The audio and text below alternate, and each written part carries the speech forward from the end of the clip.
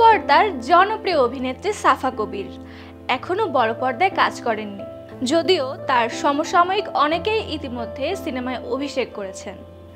সম্প্রতি এক অনুষ্ঠানে সাফা জানান তিনিও সিনেমায় অভিনয় করতে চান, তবে নেতিবাচক মন্তব্যের ভয় তাকে নিরুৎসাহিত করছে। তিনি বলেন, সাম্প্রতিক সময়ে নাটকের অনেক ভালো অভিনেত্রী সিনেমায় কাজ করছেন, কিন্তু কিছু মানুষ তাদের নাটকের নায়িকা বলে কটাক্ষ করেন। এসব শুনে ভয় লাগে। শাকিব খানের মন্তব্য টেনে সাফা বলেন, তিনি বলেছেন ছোট বড় পর্দার ভেদাভেদ করা ঠিক নয়, কিন্তু অনেকে এখনো করেন, এটা খারাপ লাগে।